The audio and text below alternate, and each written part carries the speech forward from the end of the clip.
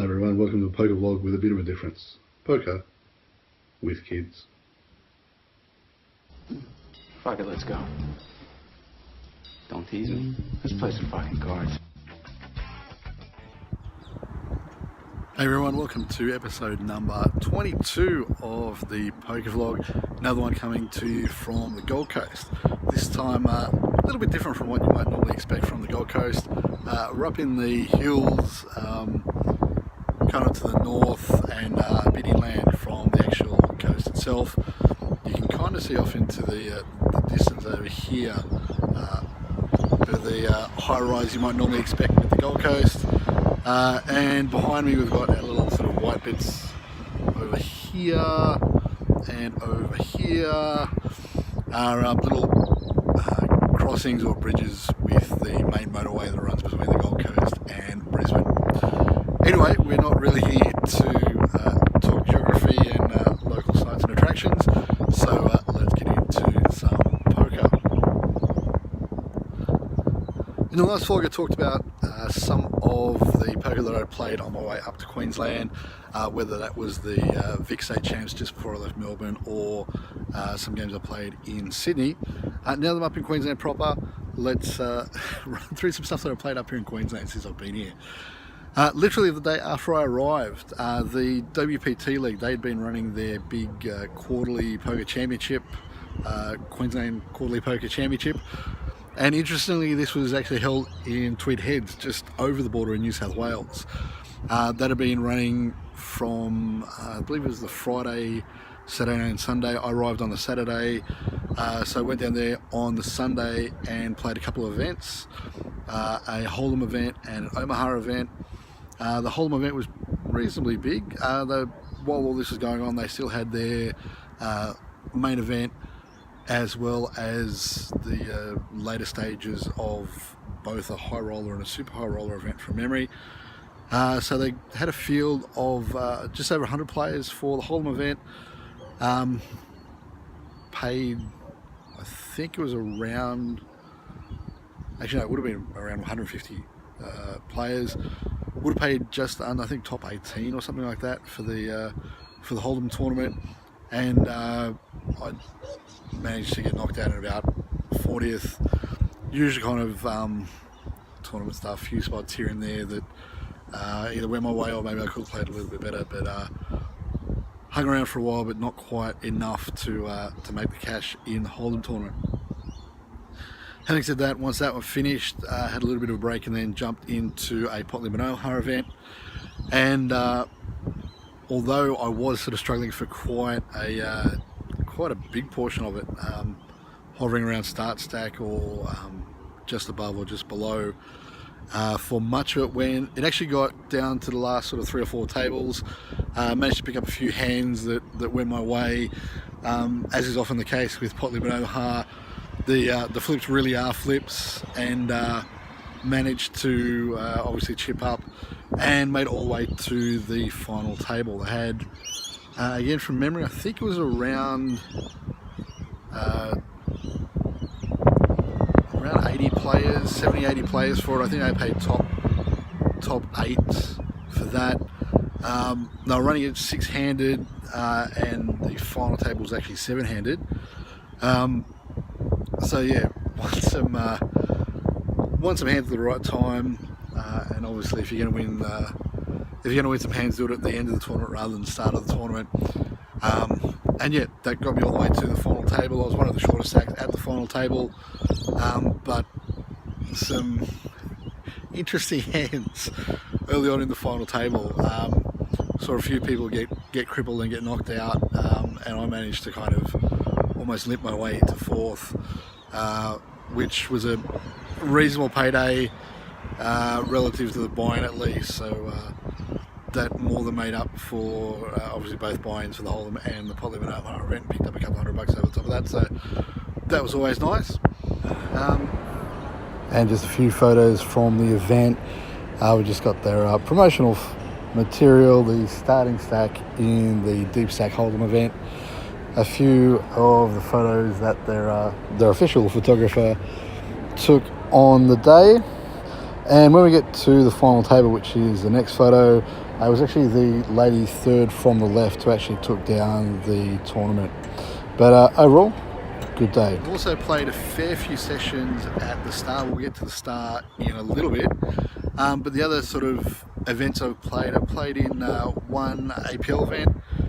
Looks like in the not too distant future I might be back to TD for APL. Hopefully the wind isn't too bad sound-wise here. But anyway, hopefully I'll be back to running tournaments for APL up here in the not too distant future. Played an event at Helensvale, had around 40 players, finished midfield just off the final tables. I think I finished about 20th or something like that out of 40 runners. Usual thing, lost a couple of flips, got short and was out.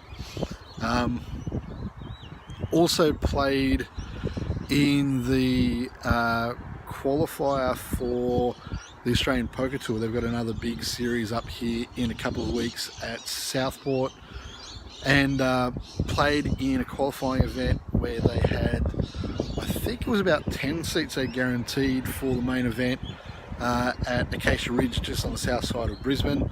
Drove up there for that, and turned out they had a pretty big turnout. They ended up giving away 22 seats, and of course I managed to finish 27th, which isn't really the spot you want to be, where not only are you going deep, but you're going deep and still going home with nothing. So there was that's happened.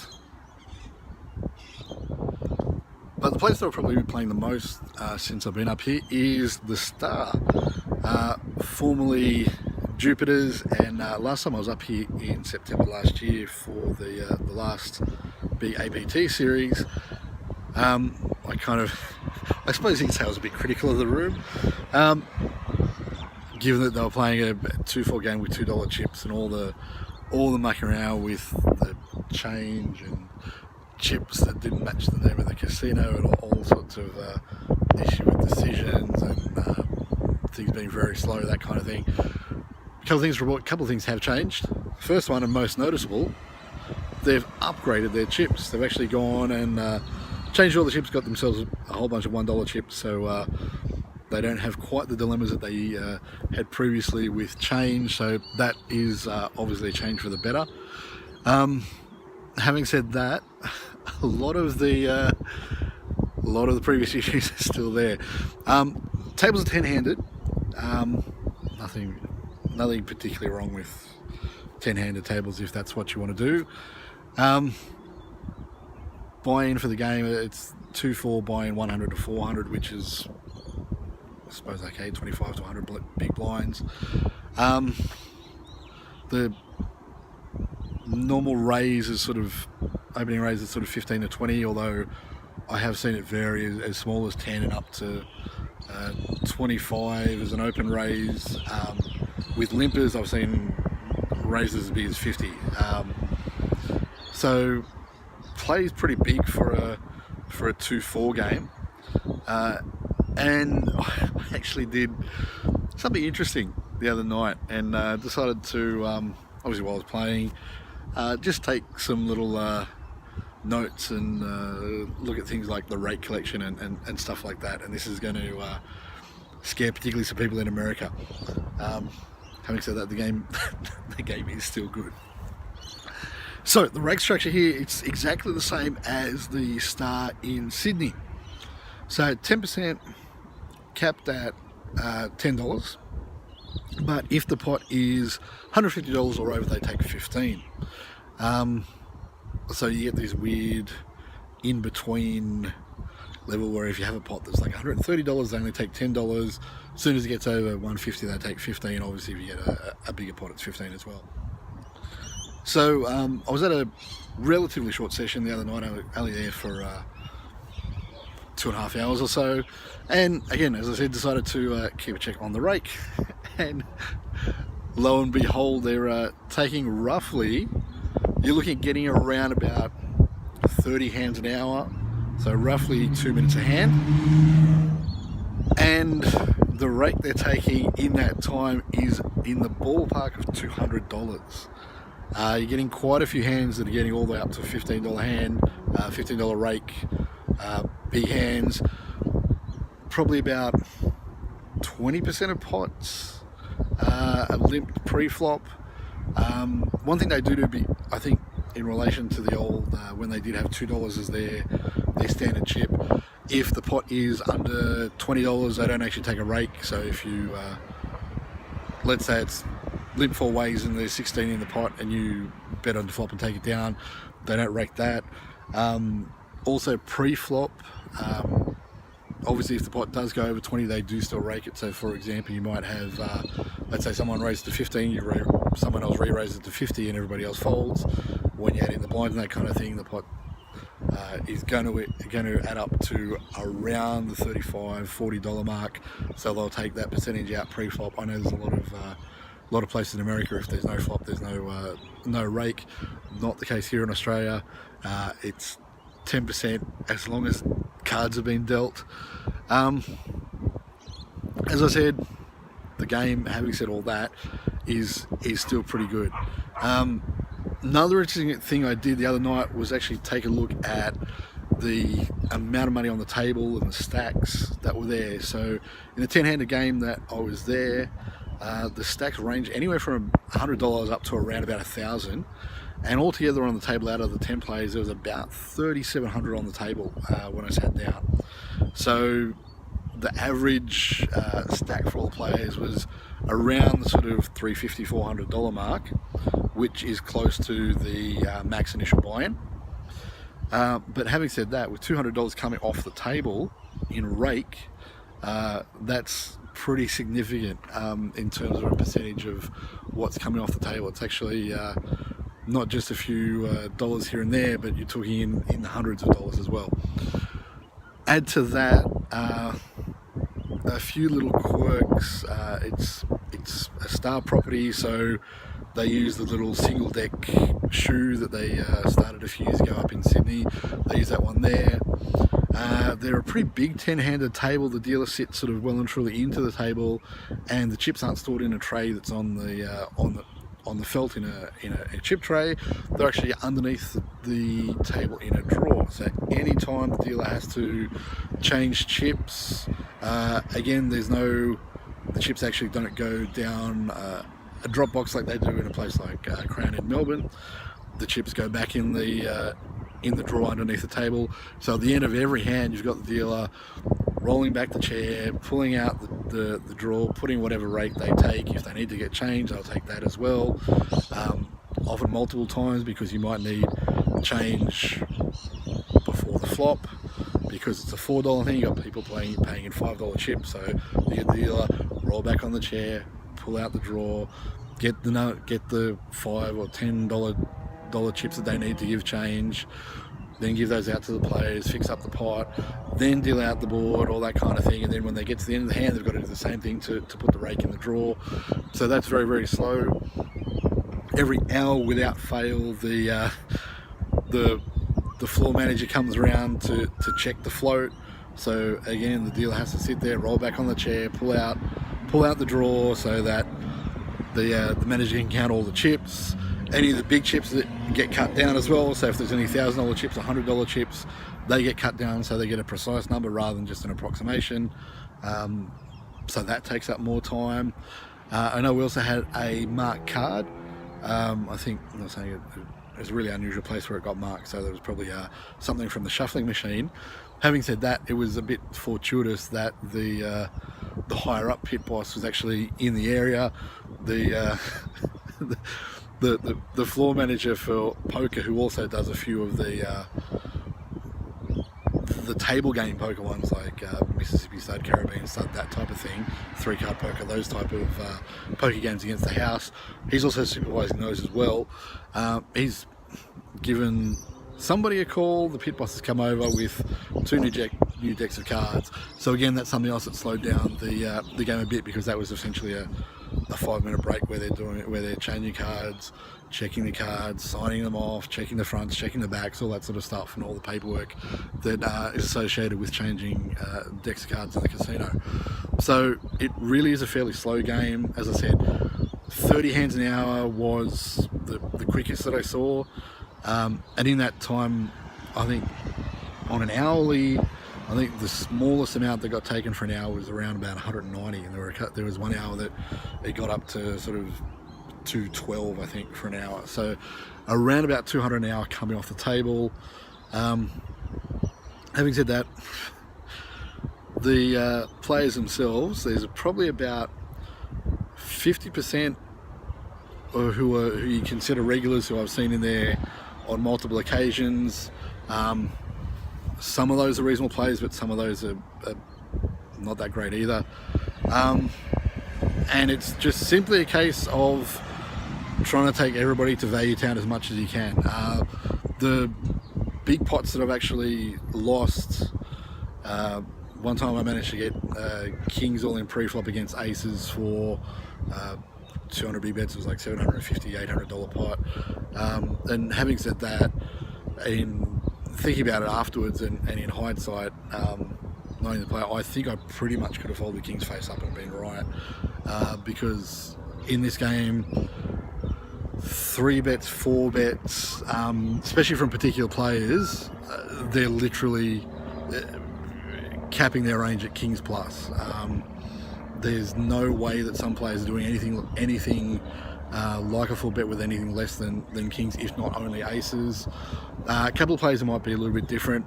Did see a hand the other night that went down where we had sort of queens, ace, king, and another guy who folded when he saw the ace, king on three-way all in pre-flop for around 300 apiece.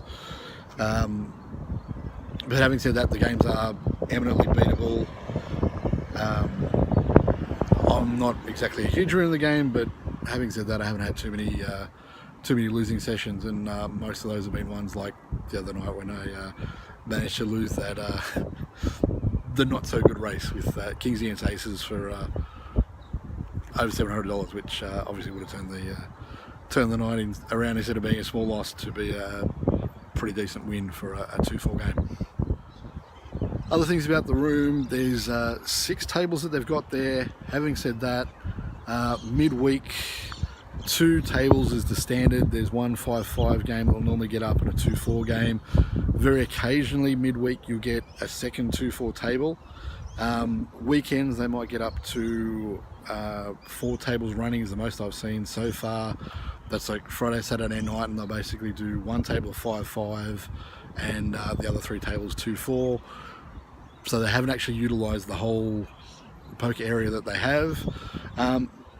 Dealers seem, for the most part, reasonable enough, but could be better, could be worse. Nothing particularly good or bad to say about the dealers. There's dealers doing their job. For the most part, they're okay. Every now and again they make mistakes, but you kind of expect that. And there's also talk I heard of that they're starting up a Monday night tournament, I believe, actually just after the Australian Poker Tour series ends. So I think it's late February. They're looking at starting up. From what I was hearing, they're looking at about $150 buy-in, and probably only running 3 tables of a tournament. So not exactly going to be a big event, but I think it's very much designed for locals, much like what I saw when I went to Canberra and played there, and they had a Thursday night tournament that basically booked out a couple of days in advance. So if you were a tourist trying to come in and play, it was pretty much impossible. So I suspect that'll end up bringing some numbers in. However, whether that changes the cash game situation afterwards, I don't know. We'll have to wait and see. Anyway, you might notice the dark clouds looming behind me. Something else I've noticed about the Gold Coast, often late afternoon, you get a quick shower. It only tends to be anywhere from sort of 3 to 20 minutes. Doesn't really stick around for very long, but often you do get an afternoon shower.